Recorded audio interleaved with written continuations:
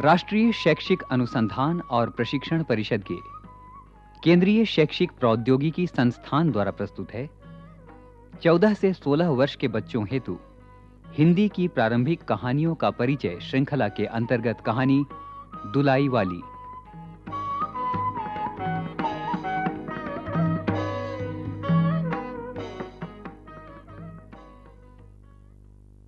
काशी जी के दशाश्वमेध घाट पर स्नान करके एक मनुष्य बड़ी व्यग्रता के साथ गोदौलिया की तरफ आ रहा था।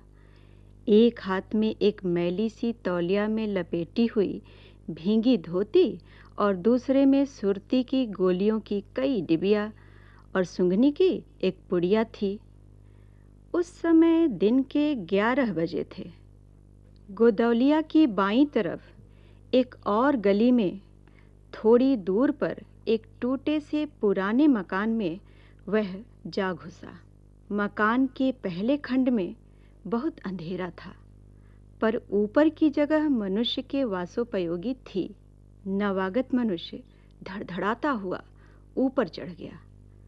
वहाँ एक कोठरी में उसने हाथ की चीजें रख दी और सीता सीता कहकर पुकारने लगा। क्या है? कहती हुई एक 10 बरस की बालिका आ खड़ी हुई।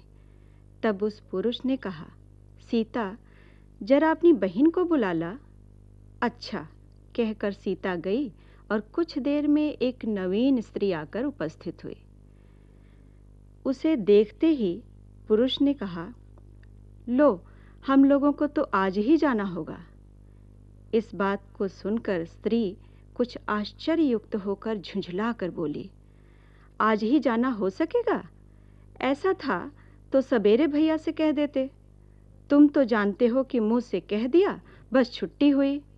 लड़की कभी विदा की होती तो मालूम पड़ता। आज तो किसी सूरत जाना नहीं हो सकता। तुम आज कहती हो, हमें तो अभी जाना है। बात यह है कि आज ही नवल किशोर कलकत्ते से आ रहे हैं। आरे से अपनी नई बहू को भी साथ ला रहे हैं, सो उन्होंने हमें आज ही जाने के लिए इसरार किया है। हम सब लोग मुगल सराय से साथ ही इलाहाबाद चलेंगे। उनका तार मुझे घर से निकलते ही मिला, इसी से मैं झट नहा धोकर लौट आया। बस अब करना ही क्या है, कपड़ा वपड़ा जो कुछ बांध बूंद कर घंटे भर में खा पी कर चली चलो। जब हम तुम्हें विदा कराने आए ही हैं, तब कल के बदले आज ही सही।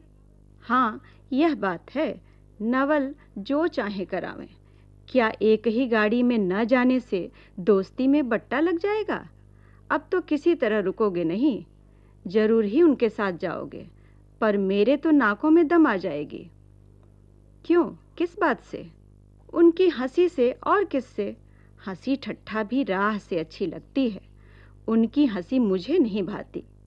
एक रोज मैं चौके में बैठी पूड़ियाँ काढ़ रही थी कि इतने में जाने कहाँ से आकर नवल चिल्लाने लगे, ए बुआ, देखा तुम्हारी बहू पूड़ियाँ खा रही है। मैं तो मारे शर्म के मर सी गई। हाँ, भाभी जी ने बात उड़ा दी सही। वे बोली, खाने दो, खाने पहनने के लिए तो आई ही है। पर मुझे उनकी हंसी बहुत बुरी लगी। बस इसी से तुम उनके साथ नहीं जाना चाहती? अच्छा चलो, मैं नवल से कह दूंगा कि यह बेचारी कभी रोटी तक तो खाती ही नहीं, पूरी क्यों खाने लगी। इतना कहकर वंशीधर कोठरी के बाहर चले आए और बोले, मैं तुम्हारे भैया के पास जाता हूँ, तुम रो रुलाकर तैयार हो जाना। इतना सुनते ही जानकी देवी की आंखें भर आईं और आषाढ़ सावन की ऐसी झड़ी लग गई। वंशीधर इलाहाबाद के रहने वाले हैं, बनारस ससुराल है, स्त्री को विदा कराने आए हैं। ससुराल में एक साले साली और सास के सिवा और कोई नहीं है। नवल किशोर इनके दूर के नाते में ममेरे भाई हैं, पर दोनों में नाते से मित्रता का ख्याल अधिक है। दोनों में गहरी मित्रता है। दोनों एक जान दो कालिब हैं। उसी दिन वंशीधर का जाना स्थिर हो गया। सीता बहन के संग जाने के लिए रोने लगी। माँ रोती धोती लड़की की विदा की सामग्री इकट्ठी करने लगी। जानकी देई भी रोती ही रोती तैयार होने लगी। कोई चीज भूलने पर धीमी आवाज से माँ को याद भी दिलाती गई। 1 बजने पर स्टेशन जाने का समय आया। अब गाड़ी का इक्का लाने कौन जाए? ससुराल वालों की अवस्था अब आगे किसी नहीं कि 2-4 नौकर चाकर हर समय बने रहें। सीता के बाप के न रहने से काम बिगड़ गया है। पैसे वाले के यहाँ नौकर चाकरों के सिवा और भी 2-4 खुशामदी घेरे रहते हैं। छूछे को कौन पूछे? एक कहारिन है, सो भी इस समय कहीं गई है। साले राम की तबीयत अच्छी नहीं, वे हर घड़ी बिछौने से बातें करते हैं। तिस पर भी आप कहने लगे, मैं ही धीरे धीरे जाकर कोई सवारी ले आता हूँ, नज़दीक तो है। वंशीधर बोले, नहीं नहीं, तुम क्यों तकलीफ करोगे, मैं ही जाता हूँ। जाते जाते वंशीधर विचारने लगे कि इक्के की सवारी तो भले घर की स्त्रियों के बैठने लायक नहीं होती, क्योंकि एक तो उतने ऊंचे पर चढ़ना पड़ता है, दूसरे पराये पुरुष के संग एक साथ बैठना पड़ता है। मैं एक पालकी गाड़ी ही कर लूं, उसमें सब तरह का आराम रहता है। पर जब गाड़ी वालों ने 1.5 रुपया किराया मांगा, तब वंशीधर ने मन में कहा, चलो इक्का ही सही, पहुंचने से काम। कुछ नवल किशोर तो यहाँ से साथ हैं नहीं, इलाहाबाद में देखा जाएगा। वंशीधर इक्का ले आए और जो कुछ असबाब था इक्का पर रखकर आप भी बैठ गए। जानकी देई बड़ी विकलता से रोती हुई इक्के पर जा बैठी। पर इस अस्थिर संसार में स्थिरता कहाँ, यहाँ कुछ भी स्थिर नहीं। इक्का जैसे जैसे आगे बढ़ता गया, वैसे ही वैसे जानकी की रुलाई भी कम होती गई। सिकरौल के स्टेशन के पास पहुँचते पहुँचते जानकी अपनी आंखें अच्छी तरह पोंछ चुकी थी। दोनों चुपचाप चले जा रहे थे कि अचानक वंशीधर की नज़र अपनी धोती पर पड़ी और अरे, एक बात तो हम भूल ही गए, कहकर पछता सा उठे। इक्के वाले के कान बचाकर जानकी देई ने पूछा, क्या हुआ, क्या कोई जरूरी चीज भूल आए?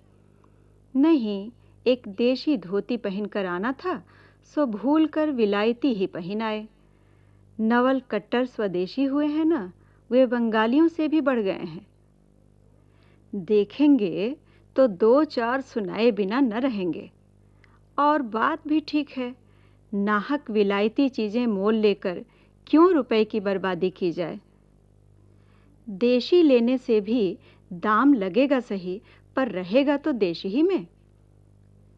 जानकी देई जरा भौहें टेढ़ी करके बोली, ओह, धोती तो धोती, पहनने से काम, क्या यह बुरी है? इतने में स्टेशन के कुलियों ने आ घेरा। वंशीधर एक कुली करके चले। इतने में इक्के वाले ने कहा, इधर से टिकट लेते जाइए, पुल के उस पार तो 1.5 दर्जे का टिकट मिलता है। वंशीधर फिर कर बोले, अगर मैं 1.5 दर्जे ही का टिकट लूं तो? इक्के वाला चुप हो रहा। इक्के की सवारी देखकर उसने ऐसा कहा। यह कहते हुए वंशीधर आगे बढ़े। यथा समय रेल पर बैठकर वंशीधर राजघाट पार करके मोगल सराय पहुंचे। वहां पुल लांघकर दूसरे प्लेटफॉर्म पर जा बैठे। आप नवल से मिलने की खुशी में प्लेटफॉर्म के इस छोर से उस छोर तक टहलते रहे। देखते देखते गाड़ी का धुआं दिखलाई पड़ा। मुसाफिर अपनी अपनी गठरी संभालने लगे। रेल देवी भी अपनी चाल धीमी करती हुई गंभीरता से आ खड़ी हुई। वंशीधर एक बार चलती गाड़ी ही में शुरू से आखिर तक देख गए, पर नवल का कहीं पता नहीं। वंशीधर फिर सब गाड़ियों को दोहरा गए, तेहरा गए, भीतर घुस घुस कर एक एक डिब्बे को देखा, किंतु नवल न मिले। अंत को आप खिजला उठे और सोचने लगे कि मुझे तो वैसी चिट्ठी लिखी और आप न आया। मुझे अच्छा उल्लू बनाया। अच्छा, जाएंगे कहाँ? भेंट होने पर समझ लूँगा। सबसे अधिक सोच तो इस बात का था कि जानकी सुनेगी तो ताने पर ताना मारेगी, पर अब सोचने का समय नहीं। रेल की बात ठहरी। वंशीधर झट गए और जानकी को लाकर जनानी गाड़ी में बिठाया। वह पूछने लगी, नवल की बहू कहाँ है? वह नहीं आए, कोई अटकाव हो गया, कहकर आप बगल वाले कमरे में जा बैठे। टिकट तो ड्योढ़े का था, पर ड्योढ़े दर्जे का कमरा कलकत्ते से आने वाले मुसाफिरों से भरा था, इसलिए तीसरे दर्जे ही में बैठना पड़ा। जिस गाड़ी में वंशीधर बैठे थे, उसके सब कमरों में मिलाकर कुल 10 ही 12 स्त्री पुरुष थे। समय पर गाड़ी छूटी। नवल की बातें और न जाने क्या अगड़ बगड़ सोचते कई स्टेशन पास करके मिर्जापुर पहुंची। मिर्जापुर में पेटराम की शिकायत शुरू हुई। उसने सुझाया कि इलाहाबाद पहुंचने में अभी देरी है। चलने के झंझट में अच्छी तरह उसकी पूजा किए बिना ही वंशीधर ने बनारस छोड़ा था, इसलिए आप झट प्लेटफॉर्म पर उतरे और पानी के बम्बे से हाथ मुंह धोकर एक खोंचे वाले से थोड़ी सी ताजी पूड़ियाँ और मिठाई लेकर निराले में बैठ आपने उन्हें ठिकाने पहुंचाया। पीछे से जानकी की सुधाई। सोचा कि पहले पूछ लें, तब कुछ मोल लेंगे, क्योंकि स्त्रियां नटखट होती हैं, ये रेल पर खाना पसंद नहीं करती। पूछने पर वही बात हुई। तब वंशीधर लौटकर अपने कमरे में आ बैठे। यदि वे चाहते तो इस समय ड्योढ़े में बैठ जाते, क्योंकि अब भीड़ कम हो गई थी। पर उन्होंने कहा, थोड़ी देर के लिए कौन बखेड़ा करे। वंशीधर अपने कमरे में बैठे तो 2-1 मुसाफिर अधिक देख पड़े। आगे वाले में से एक उतर भी गया था। जो लोग थे सब तीसरे ही दर्जे के योग्य जान पड़ते थे। अधिक सभ्य कोई थे तो वंशीधर ही थे। उनके कमरे के पास वाले कमरे में एक भले घर की स्त्री बैठी थी। वह बेचारी सिर से पैर तक ओढ़े, सिर झुकाए, एक हाथ लंबा घूंघट काढ़े, कपड़े की गठरी सी बनी बैठी थी। वंशीधर ने सोचा, इनके संग वाले भद्र पुरुष के आने पर उनके साथ बातचीत करके समय बितावेंगे। 1-2 करके तीसरी घंटी बजी। तब वह स्त्री कुछ अकचका कर थोड़ा सा मुंह खोल जंगले से बाहर देखने लगी। ज्यों ही गाड़ी छूटी, वह मानो कांप सी उठी। रेल का लेना देना तो हो ही गया था, अब उसको किसी की क्या परवाह। वह अपनी स्वाभाविक गति से चलने लगी।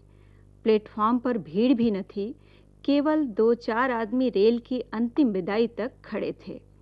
जब तक स्टेशन दिखलाई दिया, तब तक वह बेचारी बाहर ही देखती रही। फिर अस्पष्ट स्वर से रोने लगी। उस कमरे में 3-4 प्रौढ़ा ग्रामीण स्त्रियां भी थीं। एक जो उसके पास ही थी, कहने लगी, अरे इनकर मनई तो नाही अइलन, हो देखो रोअल करत हईन। दूसरी, अरे दूसर गाड़ी में बैठा हुई हैं। पहली, दूर बहुरही, जनानी गाड़ी थोड़े है। दूसरी, तऊ हो भल तो कहू। कहकर दूसरी भद्र महिला से पूछने लगी, कौने गांव उतरहू बेटा? मिर्जेपुरा चढ़ी हो ना? इसके जवाब में उसने जो कहा सो वह न सुन सकी। तब पहली बोली, हट हम पूछिला ना। हम कहा, कहाँ उतरबू हो? आए इलाहाबाद। दूसरी, इलाहाबाद कौन गांव हो गैया? पहली, अरे नाही जनलू, पयाग जी जहाँ मनई मकर नहाए जाला। दूसरी, भला पयाग जी काहे न जानी था? ले कहे के नाही, तोहरे पच के धर्म से 4 दाई नहाए चुकी हैं।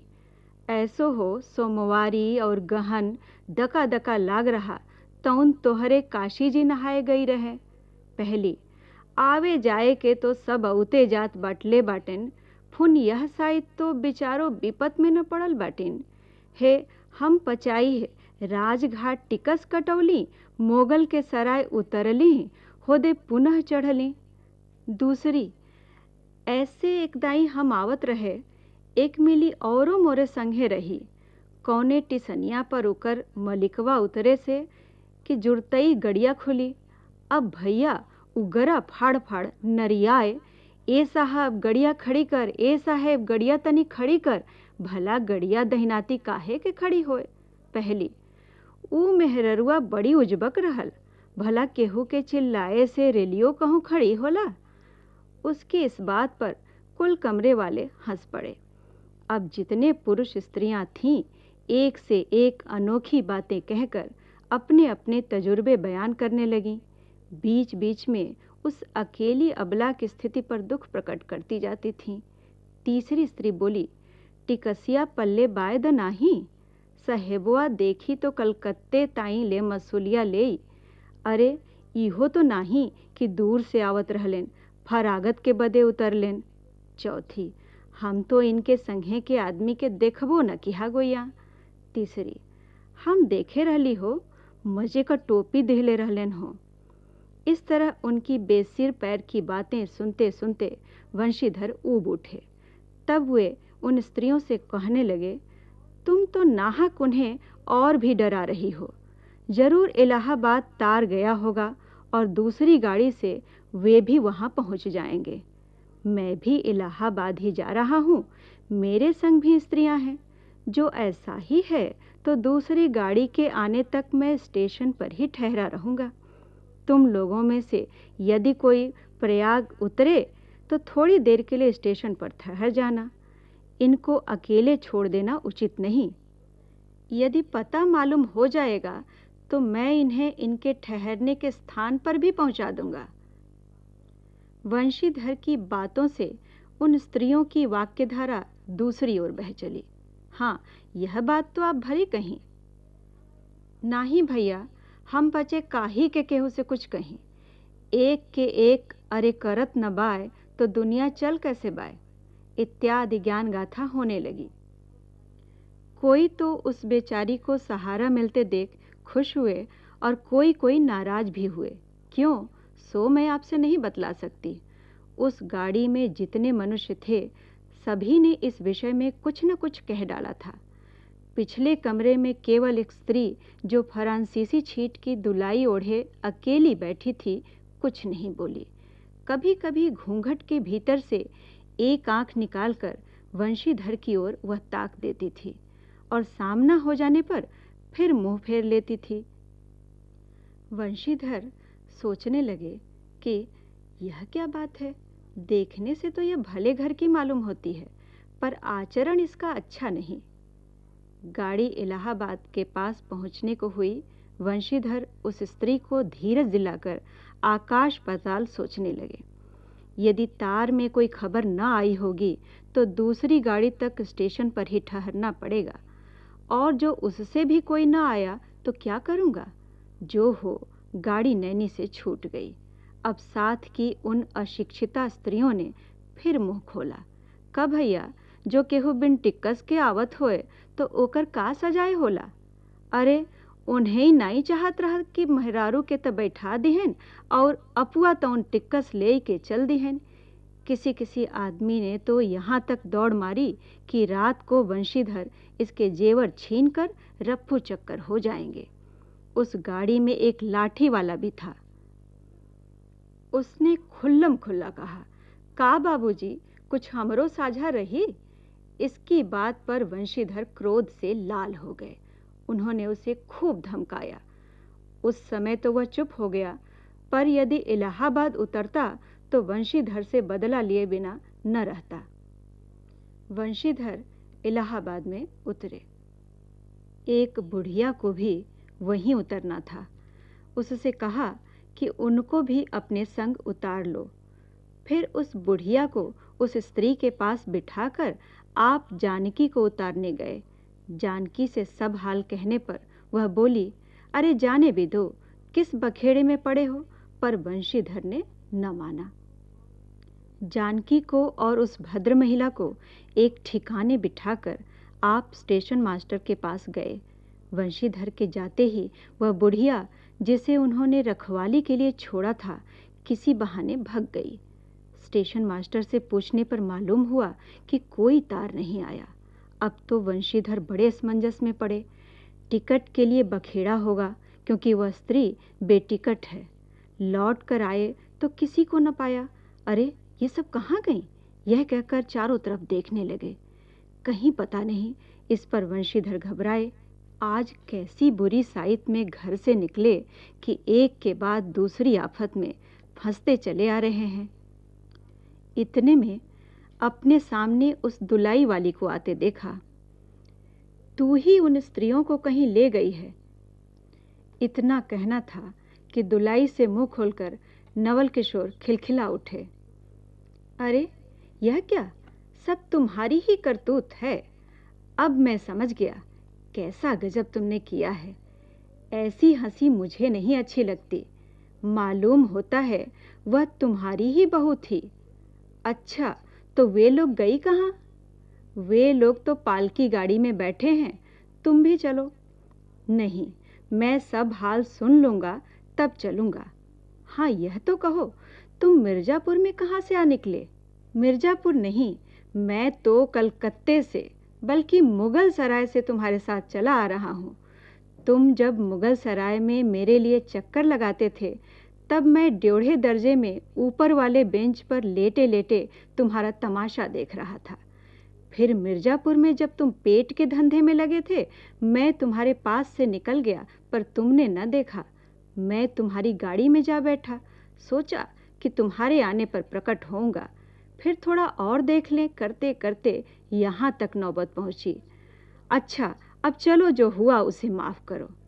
यह सुन वंशीधर प्रसन्न हो गए।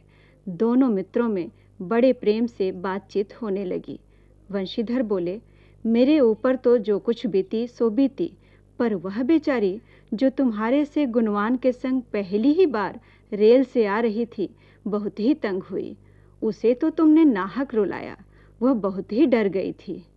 नहीं जी, डर किस बात का था? हम तुम दोनों गाड़ी में न थे? हाँ, पर यदि मैं स्टेशन मास्टर से इत्तला कर देता तो बखेड़ा खड़ा हो जाता ना। अरे, तो क्या मैं मर थोड़े ही गया था? 4 हाथ की दुलाई की बिसात ही कितनी। इसी तरह बातचीत करते करते दोनों गाड़ी के पास आए। देखा तो दोनों मित्र बंधुओं में खूब हंसी हो रही है। जानकी कह रही थी, अरे तुम जानो क्या, इन लोगों की हंसी ऐसी ही होती है। हंसी में किसी के प्राण भी निकल जाएं तो भी इन्हें दया न आवे। खैर, दोनों मित्र अपनी अपनी घरवाली को लेकर राजी खुशी घर पहुँचे और मुझे भी उनकी यह राम कहानी लिखने से छुट्टी मिली।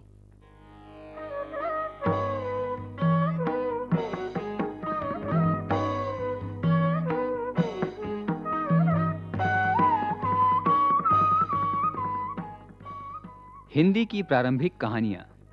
इस श्रृंखला के अंतर्गत अभी आप सुन रहे थे कहानी दुलाई वाली।